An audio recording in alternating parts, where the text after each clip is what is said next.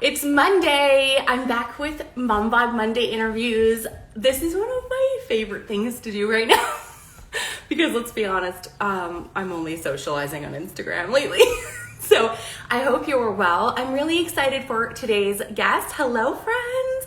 I'm really excited to talk to Aaliyah today, who is a pelvic floor physiotherapist in the Toronto area, and she's a mom as well. And we're going to be talking about all things pelvic floor, core, hips, all those kinds of things, and especially as they pertain to like your spring and summer movement goals, because a lot of you tell me this time of year you really want to run, maybe you even want to hit the trampoline, or you want to come back to sports. I know so many mamas. Hello, how are you? I'm good. How are you? I'm really well, thank you. I'm on my son's phone, which I realize now it's like a different it's newer than mine and clearer. Oh, Do you remember when everything went HD like on TV like 10, 15 years ago, and all of a sudden you're like, oh, that's what they look like. You know what I mean? oh, I know. Oh no, that's not always a good thing, but you look great. Too much detail. How are you? I'm so glad that you're here with us today. I'm so happy to be here. Thank you for inviting me. Yes. So I was doing a wee little intro, and I did kind of hook you in saying I wanted to talk about pelvic floors and running and kind of how that affects, like, well, we're going to talk about lots of things. And we pre-chatted about some ideas, but we also got quite a few questions from some of the mamas who are tuning in today or maybe going to catch this later.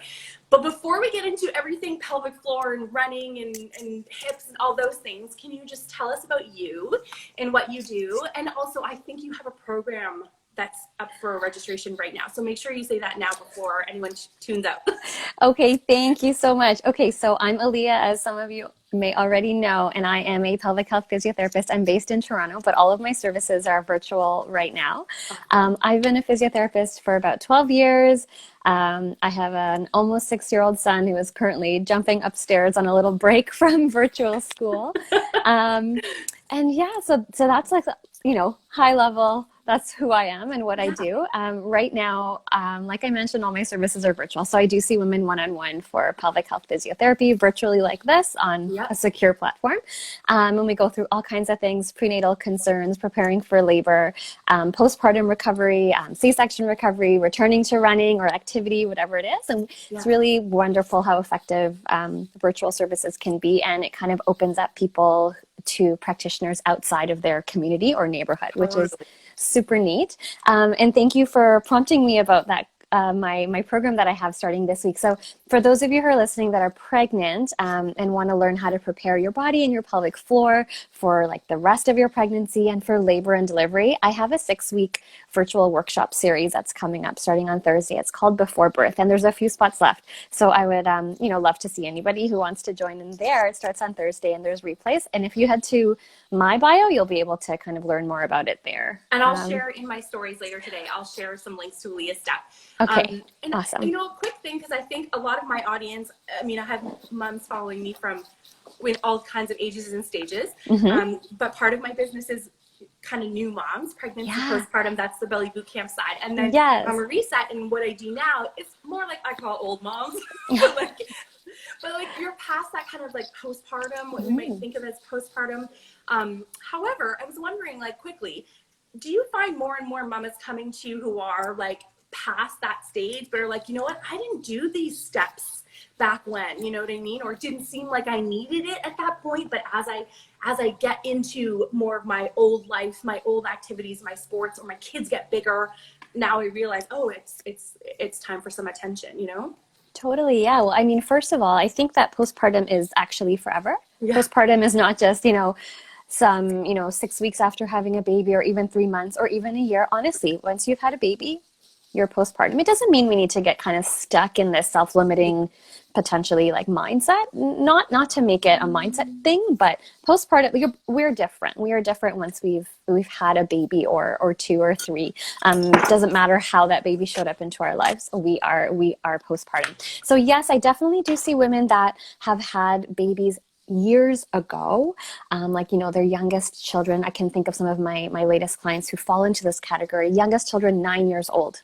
Yeah. 11 years old, right? So many years have gone by, and either they've kind of put off some of these issues or these these concerns that they had. They've put them off for many years because sometimes things are challenging when children are small to kind of make time for yourself. Some of them were thinking, oh, this will go away. Some of them were thinking, this is just how it is. And for whatever reason, they were motivated to change and to look for support. And that's how, they reached out to me. But yeah, I'm seeing that. And I'm actually super happy to see that, because some of the issues that women come to, the older moms, like you said, these are issues that can be addressed, right? So if we talk about something that's a really common form of pelvic floor dysfunction, like having leaks when we jump or when we run, or when we sneeze, like some of us think like this will just go away, when actually the evidence shows it doesn't just go away. That if you have this, if this is persistent, in that first year of postpartum, and you don't do anything about it, like it'll likely stay for years and years and years after. And it can be addressed. A lot of the stuff is bladder retraining, bladder behavior, pelvic floor, training the right way, whether the muscles are perhaps too tight or too weak, or a combination, or just not doing what you want at the right time. So anyhow, these types of things can be addressed. I am seeing a lot of these like older moms who are finally kind of taking these things into their own hands, and that actually makes me super happy. Yeah. And it really, if you're talking about, for those of you who had kids maybe 10 years ago, 15 years ago, even as someone working in this industry 15 years ago, what was available to us in terms of research or like typical like practice was really different from what it is now. So I think there's a lot of us that kind of, our kids have aged, and now we're seeing moms who are having better care than we had, perhaps, and are thinking, oh, okay. And truthfully, like all tissues, which is something you'll hear me harp on a lot if you follow me, like all tissues, pelvic floor tissues need to be constantly dealt with. It is not, we don't level up level 100 pelvic floor and never, ever, ever have to think about them again for the rest of our lives. So I think it's nice to normalize that pelvic floor physiotherapy, and paying attention to the tissues of the deep core and the pelvic floor can be a goal of our training, whether we had a baby a year ago, 10 years ago, or 30 years ago, right? Totally. And I think sometimes something to keep in the back of our minds is that, even if we don't have any kind of issue related to childbirth or anything like that, early on, that we could experience the onset of symptoms a little bit later. And it could be tied back to what happened to us in the past, or our experience, or things that might be going on. For example, it could be, I'll just give a personal example. Do it. Whatever. So like for me personally, I agree with you that even my son is almost 6, but even 6 years ago, the amount of information out there on social media and just like conversations that seem to be happening are very different right now than they were when I was a new mom or even pregnant. And I'm a physiotherapist, and like the human body is really what I do. But even still, a lot of this stuff was like so hidden and mysterious and not talked about. So that's a great advancement in terms of like, the motherhood village, that this is what we're talking about now so frequently, which is awesome. But something to think about is that, issues may not pop up right away. So like for me personally, I didn't have too many pelvic floor issues when my son was small, when I was working out a little bit here and there, but it's when I pushed myself to the next level that my tissues were like, okay, like that was cool until you started doing that. But now they could not accommodate, or they could not, handle what I was asking them to do. So for me, that was almost 2 years postpartum. And before that, I didn't have anything going on. I probably did have stuff going on. Like for myself, I have a prolapse. And so I didn't have any signs or symptoms of a prolapse. I didn't feel any kind of heaviness or dragging in my pelvic floor, or like something was falling out, until almost 2 years postpartum, when I pushed myself to the next level and was like adding different activities and lifting into my routine. And that's when I was like, oh, this is different. So it doesn't mean that I didn't have that prolapse, or that my lifting caused the prolapse. No, I think that, pushing my baby out for so many hours was the problem in my case, but I just didn't have symptoms until later, until like my body perhaps couldn't match what I was asking. Yeah. So that's something also to keep in mind as well, right? I think it's really important, and goes to show that we should all have, like all new moms, right? We should all have a check-in. What's going on down there? How does my own body work? How does it feel? What are some issues that maybe are lingering, but we don't we don't really feel or know about, and what can we do to be proactive so that later down the road when we're hitting these milestones that we want to hit in terms of our own function and activity, like we're just not hitting a roadblock, if you know what I mean. Yeah, we're ready to reassess. So I think that being willing to reassess, like with any part of your body, you know, if you're someone who has struggles with some, you know, ankle mobility or some knee pain or what have you, we wouldn't just expect that we would all of a sudden somehow cure that and we would never have to be mindful about it again. Right. So this time of year for running, I think there's a cohort of moms who are new moms who are like, there's sometimes the appeal of running because we associate it really heavily with fat loss, which is something I like to always have a little caveat here, that running is not a good recipe for fat loss. We do have the evidence on that. So if you are running because you want to change the way your body looks, let's take a step back and think about, do we enjoy the pursuit of running? Is it an activity we actually find pleasure in? And then if we do, whether you've had a baby in the last 6, maybe you have a pandemic baby, or maybe you had a baby 5-10 years ago and you're like, this is the year I'm going to start running again. Let's talk about what happens to the pelvic floor, why it's uniquely under stress in the case of something like running or jumping on a trampoline or, you know, an impact situation, a high impact situation. Sure, let's do that. Let's talk just really quickly. We'll do like Did you bring it? Yeah. I was gonna text you when we were having lunch. And I was like, I should text her and tell her to bring it. Yeah, no, of course. Let's do like just a quick few minutes, quick and dirty. Please like do. this is actually what the pelvic floor does for us. Absolutely. Okay, this is not a comprehensive lesson, but let's at least understand what we're talking about for those of us who are watching this, right? So we have the pelvis here. The white is the bony pelvis, right? And the pelvic floor is what we see on the bottom, right? Indicated by the red. So we can see that it makes up the bottom of our pelvis, or the floor of our pelvis, hence the pelvic floor.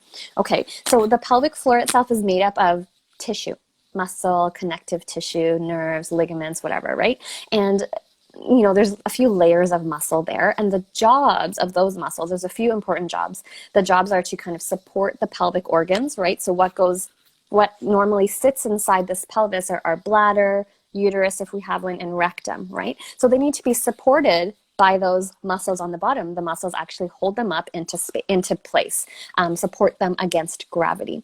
Also, those muscles, as probably all of us are aware, they are responsible or play a role for kind of letting things out when we want to let them out, right? The sphincters, yeah, exactly. So the best holes, word right? in the English language.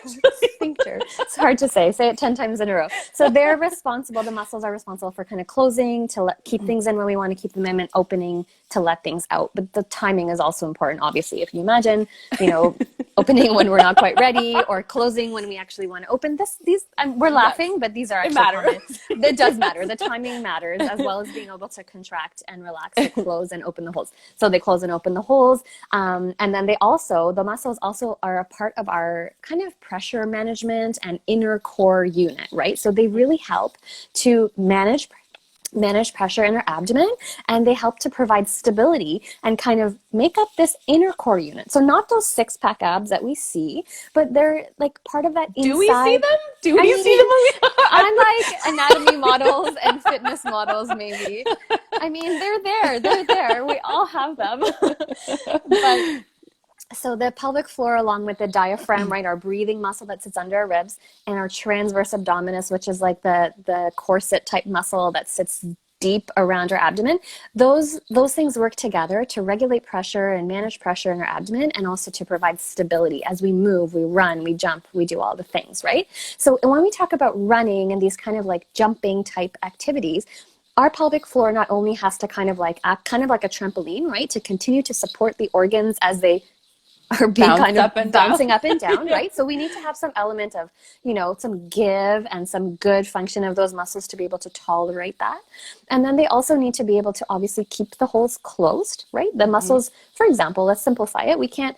The muscles as a whole, imagine they're doing all this work to try to like continue to support those organs in the body against gravity, and they kind of like run out of endurance or stamina, and they're not able to do some of the other jobs, for example keeping the holes closed or keeping things closed at the same time as doing all that. So That's something to consider. But also think about all the stability and the strength that we need to do an activity like jumping or running, right? So that comes into play, that inner core unit, and also managing the pressure. There's a lot of pressure that's generated in our body when we're exercising, like running or jumping. Sometimes we're not breathing, we're holding our breath for episodes, for periods of that exercise.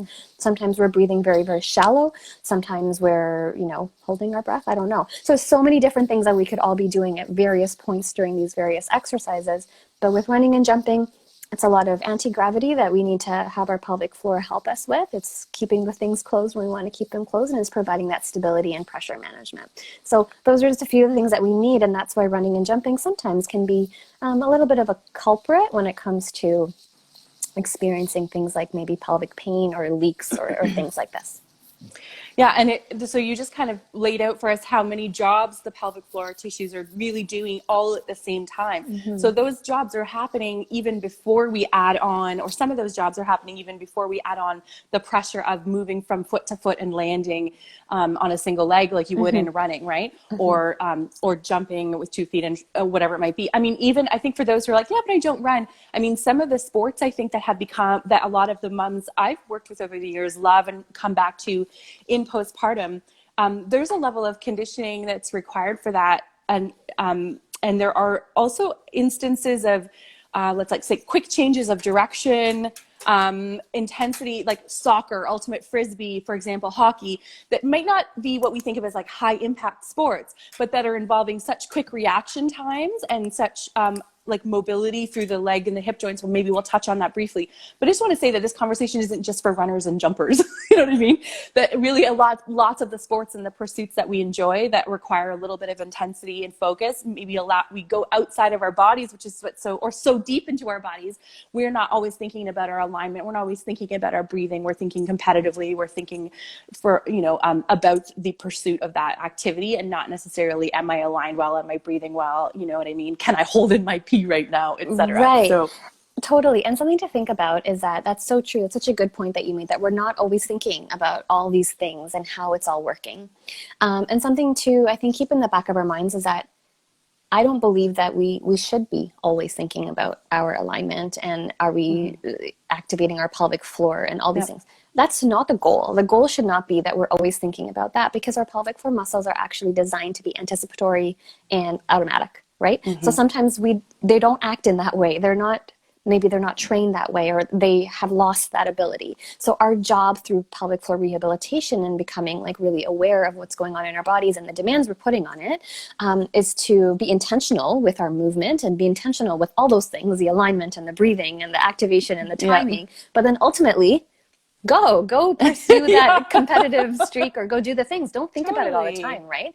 I often, when I work with women, and if they're, their goal is to be able to do deadlifts or squats or lift heavy things, often, and we're working on how do we get the timing right? How do we get the pelvic floor to like work at that right time? How do we do that? I think it's a very normal tendency, myself included, to want to like grip or activate or like contract the pelvic floor like 10 out of 10 so strong with every lift we're doing. And I often have to remind myself and also my clients, like, hey, you're not lifting that bar with your veg. You're not doing a deadlift with your pelvic floor, right? You just need a little bit of a flicker of activation there. And the rest, like the bigger muscles of your body need to be doing that big job, right? So it's something to keep in the back of our mind. We don't always want to be thinking only of our pelvic floor and only of our breathing and, oh my gosh, is my posture right? No, ultimately we want to train to be those things to just be like automatic once we've been intentional about it, and then you go. Exactly. And that's where this retraining, again, not to harp on it, but whether you've had a baby recently or you've had a baby 10 years ago and you didn't go through these steps, that retraining, that becoming aware of how and when your body is going to be able to cope with these different kinds of force, allows you, when you're not thinking about it, to be already kind of, you're primed, right? Exactly. So you can live your life. So let's come back to sort of running and jumping just for a second, and or maybe any kind of high intensity pursuit that one might have this spring. Pelvic floor symptoms, a quick laundry list, and maybe a couple that might surprise some people could be related to their pelvic floor beyond, the typical I peed myself a little kind of symptoms. Yeah, for sure. So some common signs that we may be experiencing pelvic floor dysfunction across the board would be, like you mentioned, like leaking of urine or feces, or having a difficult time controlling gas, having like kind of unrelenting or unresolved pelvic pain or hip pain or low back pain. That's a culprit. That's a sign sometimes that we just think, oh, we have low back pain. Oh, my SI. Oh, my this. Oh, my that. Right. Other traditional like physiotherapy or chiropractors not touching it, like it doesn't get better. Sometimes the answer is like in the pelvic floor. So that's something to keep an eye out for. Difficulty emptying our bowels. So constipation could be a thing. Painful sex, that could also be a thing. Pressure, heaviness into our pelvic floor. Those are kind of like the main ones out there, I'd say. Because this is just like an off the cuff conversation. I probably missed a couple, but those are kind of the main ones that we see, right? Totally. When it comes to what those signs are maybe telling you. So, nothing in isolation is going to give you the answer, but these are all pieces of your own puzzle that you can put together. So sometimes when we have muscles of the pelvic floor that are tight, right, that are maybe in a shortened or a contracted position, this doesn't always mean muscles that are strong. It just means that they're in a shortened position. Maybe they don't even have the ability to contract much better than that. But some signs of a tight pelvic floor could be leaks. Even though sometimes we think leaks are happening because our muscles aren't strong enough, sometimes they're in this short position. They can't do anything more than that. They can't function very well. Leaks can be that. Like constipation can sometimes be a sign of that. Like, that deep nagging hip, low back pain, that can be something that we can experience there. And then weakness, sometimes some of the signs that may indicate weakness, again, leaking, difficulty kind of like holding in your poo or your pee or your farts. Again, some hip or low back pain could be. So you can see how these like fall in both of the categories. And then also weakness, we could see some maybe pressure or heaviness. Sometimes we might see that as an indication of weakness as well. So those are just kind of some really general. Yeah, and probably the ones you're going to find when you do a quick Google. But I think what's really important about laying it out and saying like, and when I teased this interview yesterday, I kind of referred a little bit. You had the unclench post. Yeah. And I think especially right here we are. I hate to keep talking about this. So you don't need a reminder that we've been in a pandemic for 14 months, everybody. But a lot of my clients, friends, people I know are just feeling so much physical and emotional tension after the last year. And I think it's really important to just say that, hey, these symptoms can be occurring for a variety of, or a combination of reasons inside your pelvis and inside the outer and inner parts of your hips. And so don't just assume I have a weak pelvic floor. Don't just assume I need to go on the internet and do 1,000 Kegels a day or whatever. No, you might not need to do that. Get on the phone with Aaliyah. Yeah, send me a message or call me. Exactly. That's the thing. We actually hold stress in our body, right?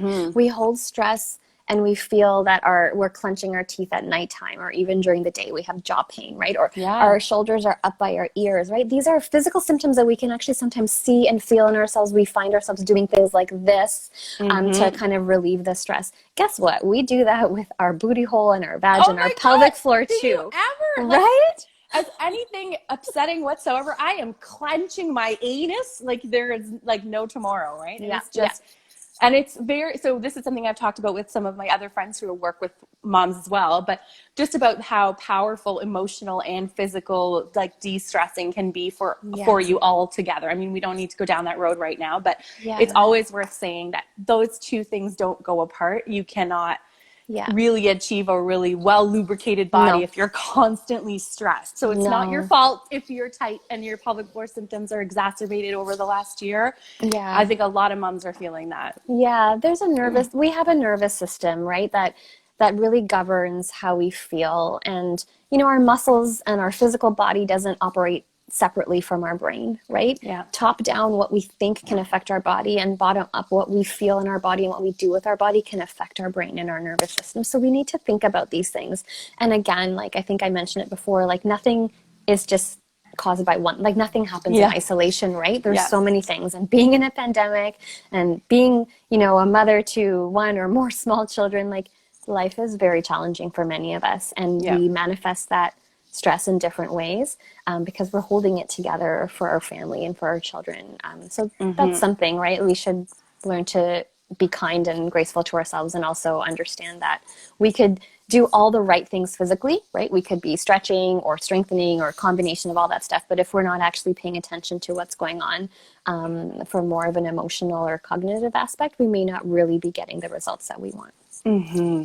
And that may be slower. This might not be the time we're going to get the best results when Maybe our not. hands are a bit tied. So we're talking a little bit about how pelvic health is holistic in terms of, the whole self, and how really all wellness is. But can we just talk a little bit about my favorite part of discussing pelvic floor health these days is in terms of how it relates to overall mobility, and you hinted, you mentioned the jaw, and I think a lot of moms are really surprised to learn how the parts of the body from head to toe really are wired through the interconnectedness of the tissues. And so that dysfunction in the pelvis, or maybe even for those who also have experienced diastasis recti or having chronic low back pain, hip pain, what are some of the kind of radiating upstream and downstream effects of dysfunctional hips, for lack of a better term? Yeah, that's a great question. So if we think about the hips in general, the hips have to move in a few different directions, right? They need to be able to bend, right? So imagine when you're sitting in a chair, your hips are bent, right? They need to be able to extend. So imagine you stand up from that chair, your hips are now extended, and even extend further than that. So take one leg when you're standing and move it behind you. So that's your range of motion of the hip moving from a bent to a straight position.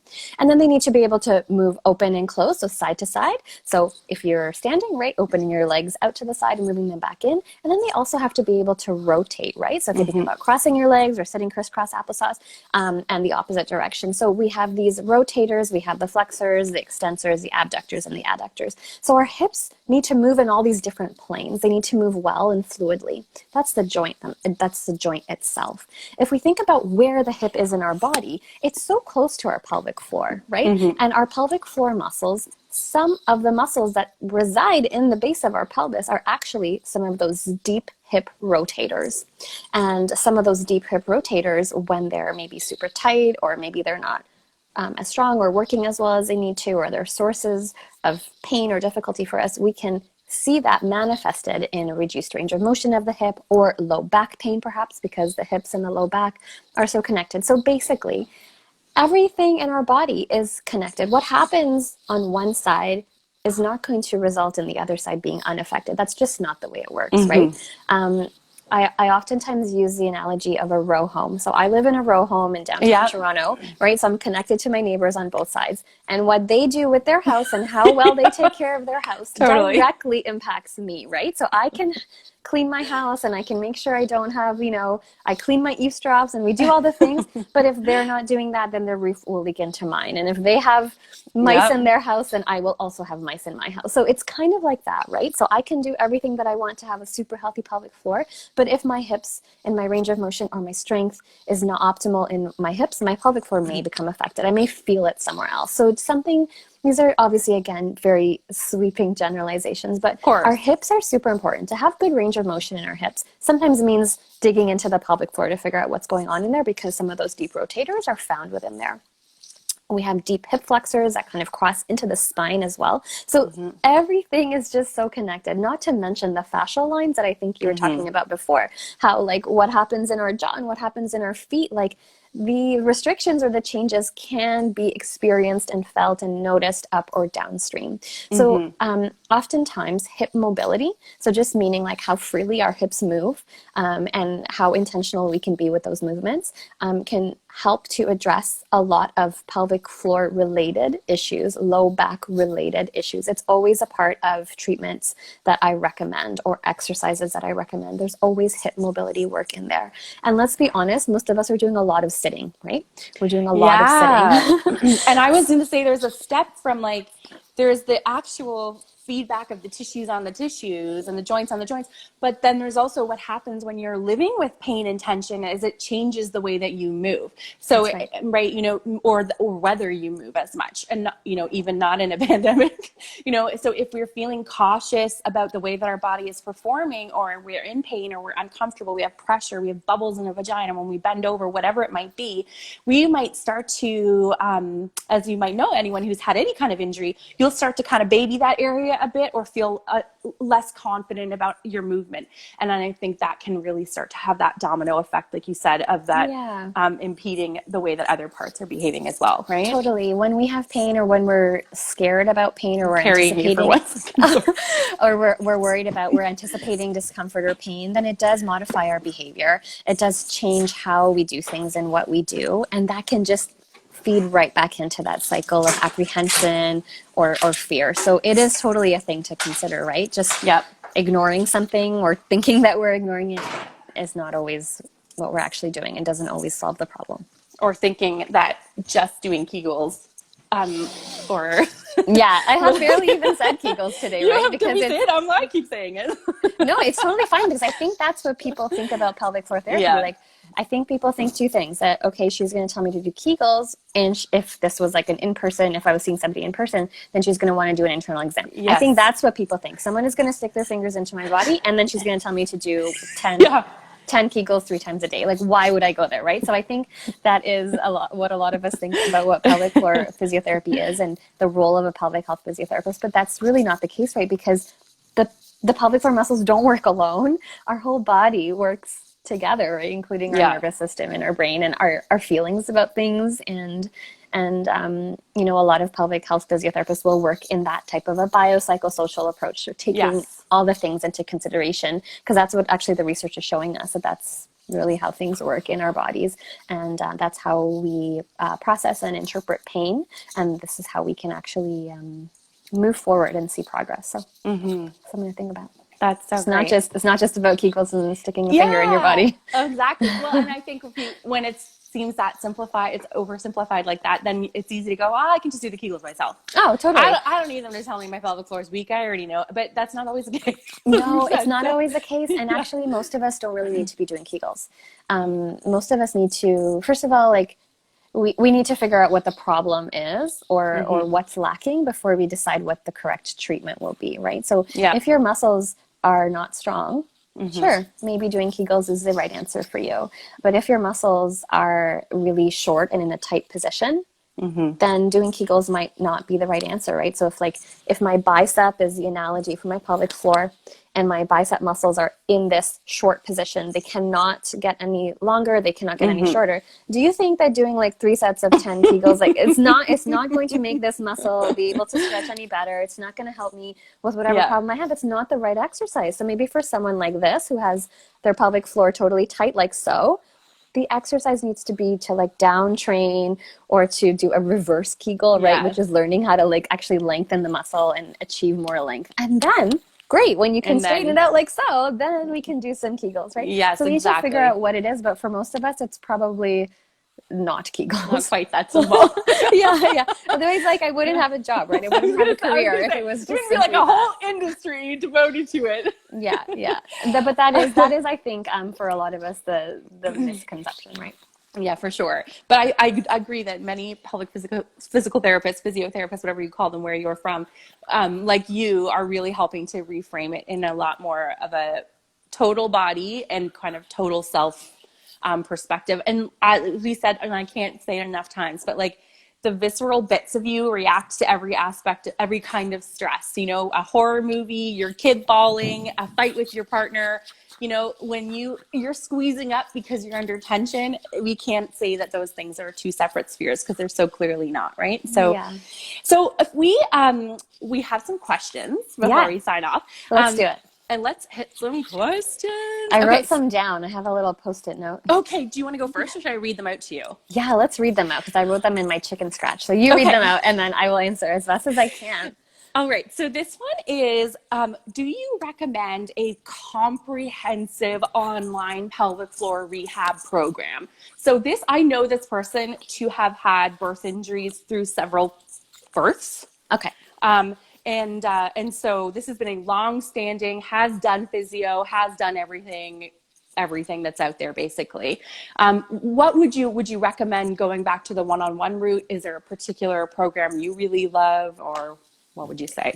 Yeah, that's a really good question. Okay, so my first thought when I read this question was that a general program may not be a general program is a general program, right? It applies to the people whose pelvic floors are like this, and the pelvic floors who are like this, or pelvic floors who are so weak that they can't even bend, right? So a general program may not and probably not on either end of the spectrum, to be honest. Probably like somewhere in the middle. Not the worst of both sides. Exactly. Exactly. So there may be elements of general programs that will be what you need, and elements that may not serve you, and elements that may actually be the wrong thing for you. Yeah. So that's just my word of caution. Yeah. If this person that you know, right, if she perhaps needs more individualized program designed for her, I would say that, or even small group coaching, you know, I can think of a few kind of Toronto-based people that are great. I would recommend always like checking in with someone one-on-one. It sounds like the person who asked the question maybe has already done that. So I would encourage that, but even encourage someone to look outside of the box. So if perhaps that practitioner wasn't the right fit, or wasn't addressing the problem, or maybe you need fresh eyes, like 4 years ago or whatever. Totally. So like I would encourage getting your issues resolved one-on-one, and then asking for some guidance, like what would be the best thing for me, whether that's like a personal program that someone gives you and you go ahead and do on your own, or recommendations for an online program that might be good. Certainly, like and it depends. Does this person want physiotherapy, or like this kind of like postnatal or strength training, right? There is Rena is a trainer in Toronto, and she has some really nice small group coaching sessions, and they're called Baby to Barbell, I think. And I think she's just starting a new class right now. But they're small groups, and it's not totally individualized, but it's a lot of one-on-one attention. So maybe that is more appropriate, and it's very pelvic floor minded, but it's more strength and returning to activity and function, right? In terms of, more early postpartum days, there's a physiotherapist here who does virtual, like small group coaching as well.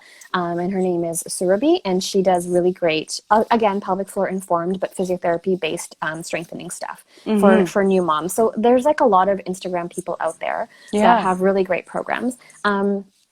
Or like small group coaching actually is what I was talking about right now. In terms of like an overarching program, I don't have any, but if this person wants to send me a note, I'm happy to like do some research and find one that I would recommend. I know that Nikki from the Bell Method has some really great programs out there. I haven't tried them myself, so I feel a little bit nervous saying like it's amazing when I know her work is high quality and amazing. But that's something to kind of consider if you haven't already.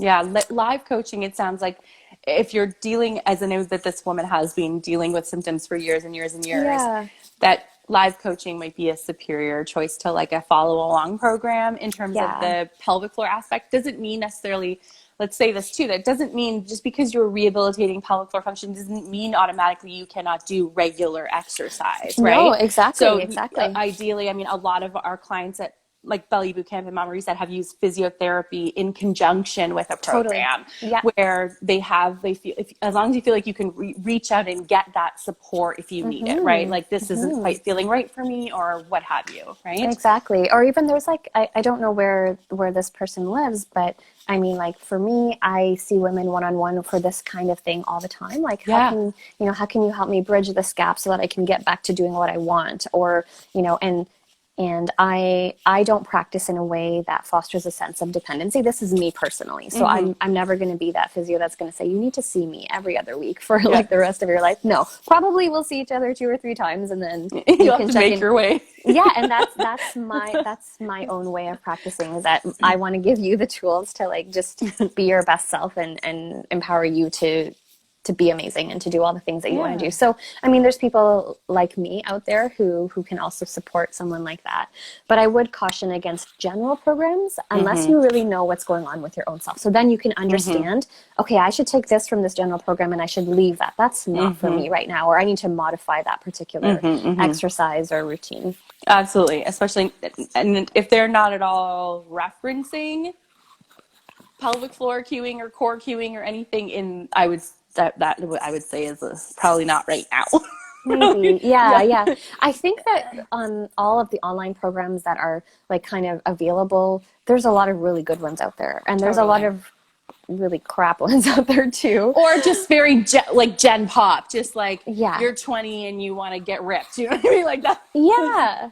not the Yeah. time for that one, maybe. Yeah, but sometimes what we need, and we don't even know that we need it, is actually like someone's eyes on us when we're doing the exercise, or someone to really help us to interpret the language that the instructor is using, because what we hear sometimes is not what our body does, or we think it means something other than it does.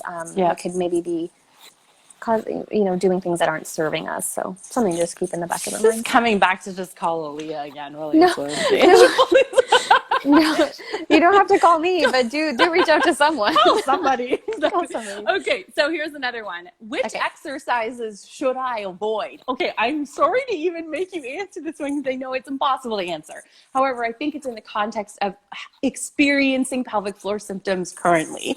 Okay. Which exercises should I avoid, or how could you give a guideline for this person? Okay. So I would say if you are doing a certain exercise and you're experiencing some kind of pelvic floor dysfunction, Yes. I would say you should modify that activity until you're no longer experiencing that dysfunction. And then at the same time, you should reach out to someone to help you. Right? Call me or call someone like me, right? This feels like an infomercial, and that wasn't my intention. Okay, I'll chime in on this one, because where pelvic physio leaves off is where postpartum coaches like me pick up.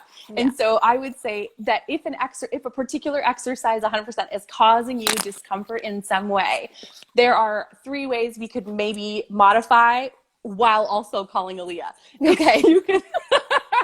You could decrease the load. Sometimes you just need to decrease the amount you're using, or how far you're trying to run, or whatever it might be. Like sometimes we just go too hard, too fast. Number 2, you could consider whether you're doing it at a pace that you're able to breathe and work on the core retraining cues that maybe you've been given by Aaliyah or your pelvic physiotherapist. So number 1, can you change the intensity or the load? Number 2, can you work with your breathing either in a different way, different breathing strategy, or pay attention to your breathing? And number 3, check in with your alignment. And sometimes that comes down to intensity, or you kind of hinted at it when we were talking about running earlier, is that I think once we get really oriented towards like, I must run 5K or it wasn't worth it, that sometimes we start to have breakdown in form, breakdown in ability to breathe through it. And so form, alignment, or form, breathing, and load, and then getting help, because if it's causing symptoms, it's not the right choice, right? Yeah, it might not be the right choice at that time, for sure. Yeah. And there's definitely things that can be addressed, and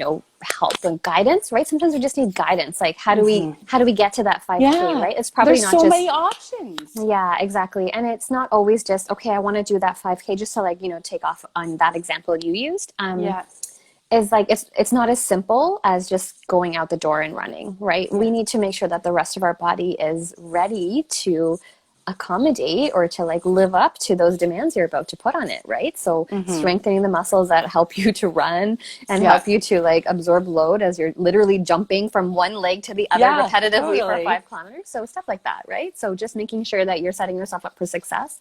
Doesn't mean stop it forever. Doesn't mean that activity or motion should be associated with fear forevermore. It should just be something that we should pay attention to. Talk to someone about it.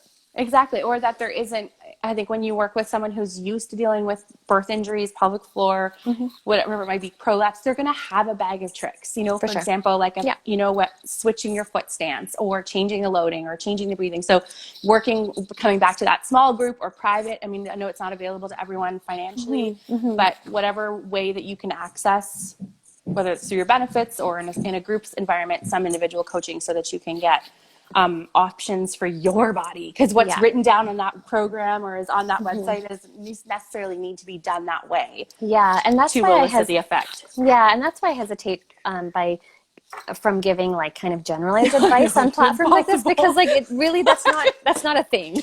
I shouldn't have even made you answer it. No, but you know what? It's a good question, because the question is something like, what do I avoid, right? Yeah, was that the question? What should I avoid? Yeah. So don't avoid anything, but just use it all as feedback to learn about what your body can and can't tolerate, or can and can't do successfully or happily right now. And let's use that feedback to get you wherever. So I don't want to say, and also not to avoid, this is not what shouldn't I avoid, but don't suddenly go from 0 to hero, right? So if you've been like me and you have not been moving your body really enough for the last 3 or 4 months, it's not the right time for me to go and think that I can still run at the same pace or the distance that I did in the fall or last summer.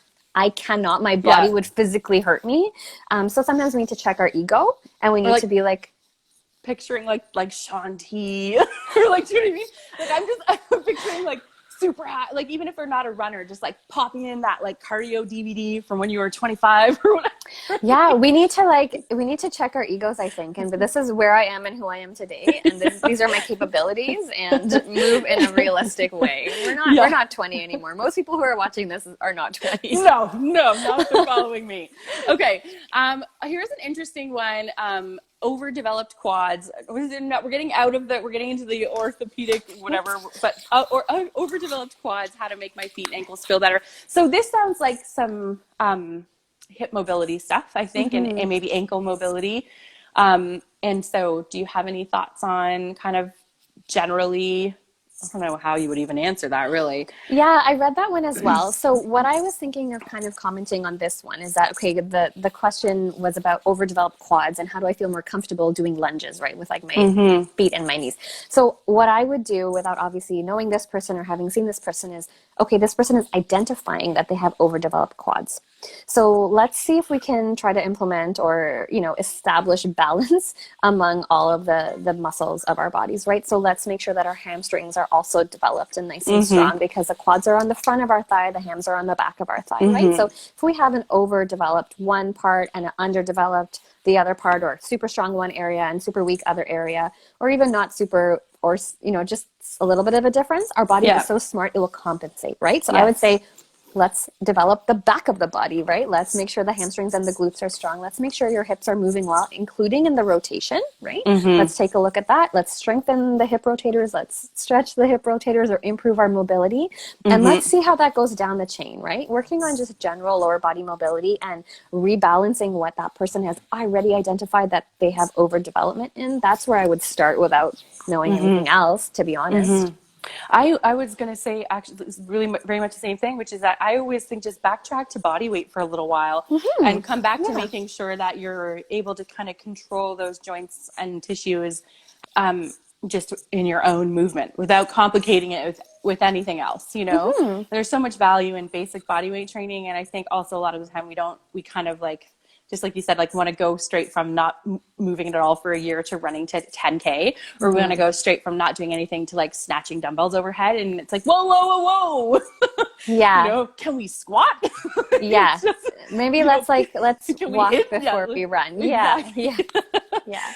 And a lot can be repaired, or a lot can be balanced by coming back to those basics, just repatterning those basics, right? That maybe we don't think about so much anymore.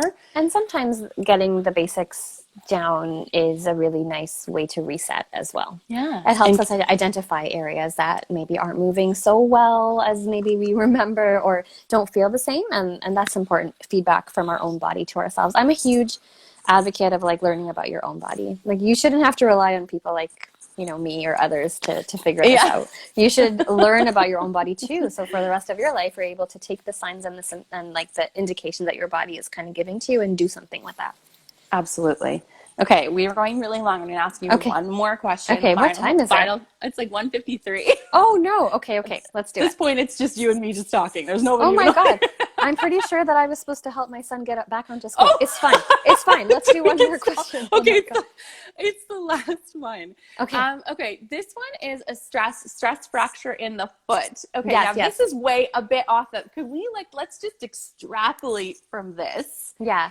What are some of your favorite exercises for runners? Let's just say that. What are some of your, and I think like if we think this for the person who wrote this in with a stress fracture, assuming that you are not running while you're healing your stress fracture. Yeah, that's a great question. So yes, stress fracture, don't run, but maybe you can do some non-weight bearing or whatever your doctor or surgeon has said is appropriate for you while you're not running. Keep up the strength. So generally for all runners, including this stress fracture person, keep the strength of the hips and the mobility of the hips, right? So work on, things like clamshells, bridges with a single leg, any kind of single leg movement is also very nice, right? So even just a body weight single leg deadlift or with a kickstand, so one leg behind kind of supporting you.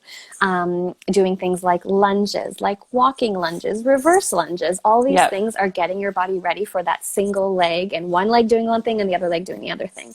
And then progressing from those kind of single leg strengthening and stability exercises to kind of a little bit of plyometric or some jumping, right? So you can do, single leg, do like a single leg squat. So kind of go down into your chair, have your booty down on the chair, and can you kind of explode up into jumping on that one leg? So this is hard to describe right now, but doing things that are going to like mimic the various aspects and the various, parts of running, breaking down what happens when we run and formulating a strength training plan so that your body is actually ready for all those demands, right? So single legs, some jumping, strengthening of the calves, mobility of the ankles, getting every aspect into it. But hip stability is something that I would certainly not skip over, because it does impact how our knees absorb the forces and how our knees are supported throughout running. And there is a lot of load that's going through our body when we're running.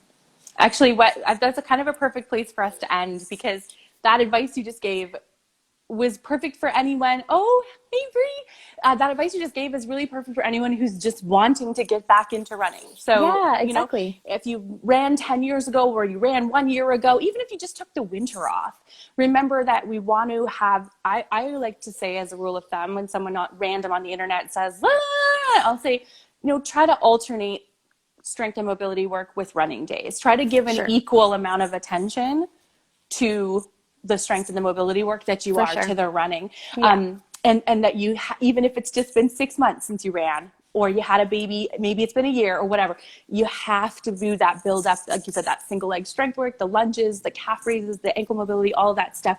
And it's going to get you to where you want to be as a runner. That's the thing, right? So it'll just make everything so much easier. I agree. So we should probably go, because you're neglecting your child, and mine are up on screen somewhere. Okay. Thank you so much for joining. This was wonderfully informative. It was really fun. Yes, and very. It's always great to come away from this feeling like you've just opened everyone's eyes up to how many options there really are, and how experiencing symptoms in one part of the body does not mean that we can't exercise or we can't pursue the things that we love to do, whether that's running or something else. So very much appreciated. And I will share your pregnancy program and stories. Thank you. And if you have any, you mentioned a few coaches that you love who also do some kind of specific training for moms. Maybe we can just share in our stories a couple shout outs and help find some resources. Okay. Perfect. Okay. Thank you, Aaliyah. Thank you. That was really fun. I hope this was helpful. It so was. Okay, bye for now. Thanks, Mama. Bye. Bye.